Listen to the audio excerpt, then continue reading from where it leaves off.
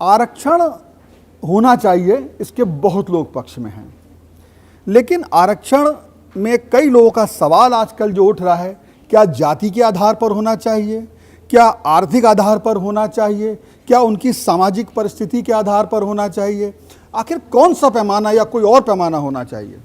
मुझे लगता है कि जो आप 3 पैमानों की बात कर रहे हैं वो सारे ही ज़रूरी हैं, क्योंकि कोई व्यक्ति सामाजिक चीज़ें होती है जिनसे जूझ रहा होता है, कोई आर्थिक मामले उनके होते हैं जिनसे वो जूझ रहा होता है, जिनकी वजह से वो अपनी फ़ीस नहीं पे कर पाता है। बहुत सारे ऐसे विद्यार्थी हैं जो अपनी फ़ीस नहीं पे कर पाते, घर की हालत आर्थिक स्थिति बहुत ज़्यादा कमज़ोर होती है। तो मुझे लगता है ये पैमाना भी हमें रखना चाहिए, दोनों पैमाने रखने चाहिए। लेकिन इधर क्या नाम है आपका? रबनूर कौर। ये बताइए कि जो बात इन्होंने कहा जाति और आर्थिक दोनों आधार पे होना चाहिए, लेकिन अभी एक बहस नई छिड़ गई है। मैं थोड़ा सा गर्म पॉइंट भी लेकर के आता हूं केशव जी, आप भी और स्टूडेंट से पूछेगा। बहुत से लोग कहते हैं कि जाति के आधार पर जब आरक्षण होता है, आप स्टूडेंट इतने सारे हो और लोग भी, आप भी इसका दिमाग में रखना, आपके नंबर मान लीजिए 90% आते हैं और मैं एक स्टूडेंट हूं जो मेरे 60% आते हैं, आगे आपको एडमिशन नहीं मिलता प्रोफेशनल एजुकेशन में, क्योंकि आप खास जाति से नहीं हो। तो आपको क्या लगता है कि ये सवाल करना जायज़ है या गलत है, या इसमें कुछ सुधार की ज़रूरत है?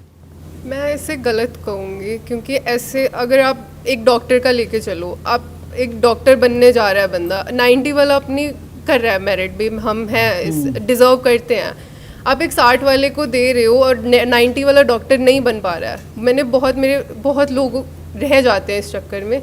तो मैं इस चीज़ को यही बोलूँगी भी इस बात पे नहीं होना चाहिए, जाति पे नहीं होना चाहिए, इकोनॉमिकली होना चाहिए, क्योंकि उस बंदे को कैसा भी शायद आपका सवाल कुछ अलग हमारे देश में EWS का भी रिजर्वेशन है, आर्थिक आधार पर उन्हें आरक्षण दिया जा रहा है, वो एक अलग बात है। अगर आप ये मानते हैं, and I am not contradicting you, I am just trying to get your thoughts out. आप कह रहे हो कि जात के आधार पर आरक्षण नहीं होना चाहिए, caste based reservation is not acceptable, that's what you. अब सवाल ये है कि एक व्यक्ति है जिसे 90 मार्क्स आते हैं, उसका सिलेक्शन नहीं होता है, बिकॉज ऑफ रिजर्वेशन एक बंदा जिसके 69 मार्क्स होते हैं उसका सिलेक्शन हो जाता है। अब सवाल ये है इसमें गुरुनूर, अगर ये इस हिसाब से चलें तब तो जो बंदा 69 वाला जिस कम्युनिटी का है वो कभी डॉक्टर बन ही नहीं पाएगा, because for years and for generations उसको वो सारी फैसिलिटीज़ नहीं मिली है। He can not compete with those जो बड़े बड़े कोचिंग इंस्टीट्यूट से आते हैं, बड़े शहरों में रहते हैं, दे आर प्रिविलेज्ड, राइट। तो मतलब फिर तो हमारा देश में जो एक खाई है, देयर इज अ गैप, वो तो रह ही जाएगा। उनको अपलिफ्ट करने का क्या तरीका होगा आपके पास? बट वो तो as a student what you think, how you can pull them together? But जैसे अब सरकार है तो सरकारों को थोड़े उसमें रिफॉर्म्स लेके आने चाहिए ना भी। अगर जिनको नहीं मिल रही, अब ये जाति के नाम पे जिन लोगों के काफ़ी पीढ़ियों से उन्होंने फ़ायदा लिया हुआ है वो बार बार ले रहे हैं। उनका जो पहले भी एक बंदा बन चुका है फैमिली में, जो अपलिफ्ट हो चुके हैं, अब उनका बच्चा फिर आ रहा है, फिर उनका आ रहा है। बट जो अभी तक जात की वजह से अभी तक आगे नहीं आ रहे हैं, उनको तो फिर भी नहीं मौका मिल रहा। जो पीछे वाले हैं वो पीछे रह रहे हैं इस रिजर्वेशन के साथ भी। इनका सवाल ये है, जो मैं समझ पा रहा हूँ, मैं अगर गलत समझूं बताना, उस point पे भी आएंगे, कि हाँ। जो ऑलरेडी जैसे अफसर बन गए, नेता बन गए, जैसे आप बात कर रहे थे रामविलास पासवान के बेटे चिराग पासवान की, आज भी वो रिजर्वेशन से उस सीट पर चुनाव लड़ सकते हैं, लड़ रहे हैं ना। तो उनकी जगह दूसरा आ जाए, यही है ना, एक IAS का बेटा, यही बात कर रही है ना, थोड़ा सा खुल के। हाँ जी, मैं यही बात कर रही हूँ भी। वो तो अगर रिजर्वेशन है भी तो उनको तो फिर भी नहीं मिल रहा। जिन लोगों की आप बात कर रहे हो भी, वो अभी उनको मौका नहीं मिल रहा। उनके लिए अपॉर्चुनिटीज़ बननी चाहिए, ऑफ कोर्स बननी चाहिए, हर बंदे को हक है, बट ऐसे नहीं मिलनी चाहिए। बिल्कुल, आप कुछ कह रही थी, जरा आइए इधर। आपका बिल्कुल, आपने हाथ उठाया था, क्या आपका डिफर था इनकी बातों से? और मैं उसमें एक सवाल जोड़ता हूँ। देखिए, मैं इस रिजर्वेशन को जब जाति की बात आती तो आपके कान में एक बात डालता हूँ, वो ये होती है, जाति के आधार पर रिजर्वेशन की कई वजह थी, क्योंकि एक कल्चर होता है हमारे देश में, खास तौर से बस्ती कम्युनिटी के हिसाब से थी। उस कम्युनिटी में शिक्षा का कॉन्सेप्ट ही नहीं था, उन्हें हमने पीछे खास काम के लिए कि तुम ये काम करो, तुम ये काम करो। तो कई बार क्या होता है कि जब उस कम्युनिटी का एक आदमी हम बिकॉज ऑफ रिजर्वेशन आगे लाते हैं तो उस कम्युनिटी में लगता है कि हम पीछे नहीं हैं, हम भी इनके जैसे हैं, हम आगे, हमारे बीच का आदमी अफसर बन सकता है। वो पूरी कम्युनिटी का अपलिफ्ट होता है, आगे बढ़ते हैं।